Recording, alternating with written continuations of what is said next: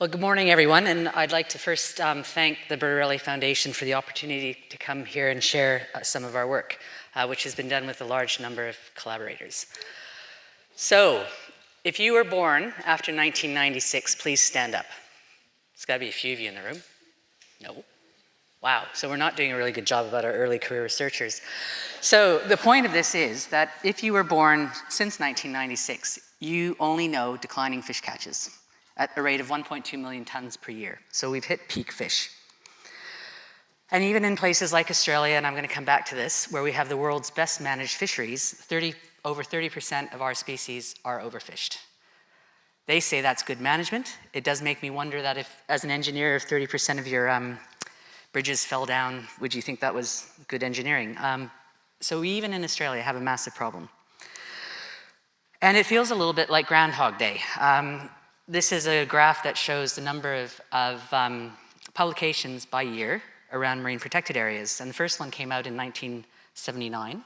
And now we're about 400 papers a year are published on the benefits of marine parks and how they build resilience.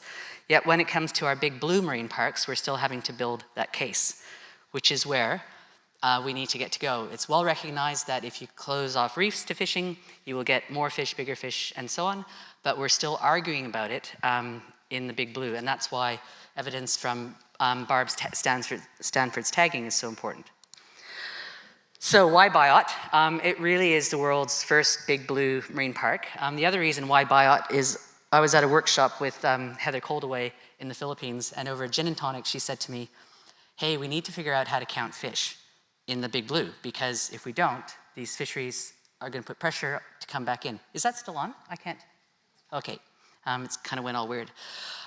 It's also a region that's under huge pressure around food security, declining tuna fisheries, and uncertainty with respect to MPA benefits. So we need to demonstrate that they work. How do we do this? We have our baited underwater video systems. So I'm going to start with a little video, which also Dave Tickler put together. So obviously, Barb, we're sharing his communication skills. So this is what we do. Basically, we drop these rigs into the water. I own more GoPros than anybody else in the Southern Hemisphere. They're stereo, which means that we can get accurate estimates of size. They're cheap, they're lightweight, and as a result, we've been able to deploy them all over the world in collaboration, indeed, with other British overseas territories like Ascension. It's not glamorous. You tend to lose it when you're filling bait canisters on rocking boats. We persevere in horrible conditions, but it's worthwhile. So what this is going to give us is accurate estimates of species diversity, abundance, and length, which allows us to calculate biomass. Just to give you a little... See, I'm hoping I distract everybody, and then I don't actually have to talk too much about the science. But the important thing to think about is most of our data comes from fisheries, right? So we don't actually know what a pelagic assemblage really looks like, right down from the big things all the way to the small species that are there. So really, this is why I refer to it as pulling back the blue curtain. And again, some of these species are highly threatened or curious. So that gives you an idea of what we do. We do get whales. Marine mammals are so overdone. So, why fish videos? As I said, species richness, abundance, length, and behavior. And so the types of questions we can answer with this data are, what are the outcomes of ocean protection? In these big blue areas, are we seeing higher diversity, more fish, and bigger ones? What do these communities actually look like? How can we better interpret blind sampling like acoustics and eDNA by associating it with what we actually see there? And a key issue is, this is my inner Australian, roadhouses. They're the places along the highway where you stop off to get a bite to eat, hook up, etc. So we can look at marine parks as roadhouses, but we need to understand the highways, and that's where Barb's work is so important. And the conservation implications. So just so you know, the tip is, don't worry about the big sharks. It's the small sharks that are frisky. And this means that they have a higher risk associated with being captured.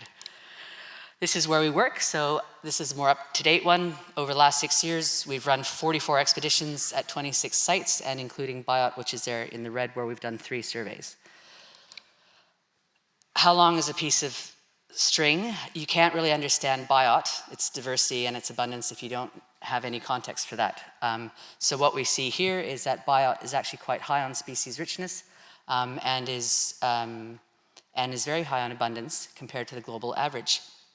And this is based on 4,600 samples, 230 taxa, and over 42,000 individuals counted and identified by my team of very committed lab people. What it means for biot is now we know where it stands globally. We can measure change through time, and what we've seen on the first 3 years of sampling, 12, 15, and 16, is biot's actually very stable in terms of diversity and stable in terms of the abundance of fish. What that means is that, you know, when fisheries managers say, oh, this isn't going to work because the fish will just swim out, what we see actually is through time that these populations are very stable. I did want to talk about Australia because, of course, we in Western Australia consider the Indian Ocean our backyard. And we heard earlier about the 10 by 20. What Australia has done is place 34% of its EEZ into marine parks. Now, this sounds good, but not really.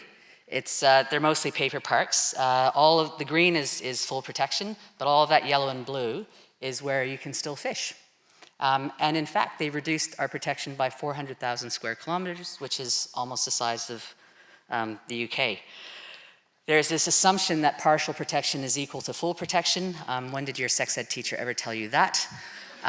And my concern, and the reason I raise it, is just as in biot, we're going to have to demonstrate that the blue is working, the big blue marine protection is working, and we're not going to do that by having partial protection in other places like Australia. Which would still allow industrial levels of super trawling. So, this is also from Australia, Great Barrier Reef Marine Park, back in, I think, the 70s, based on the swimsuits.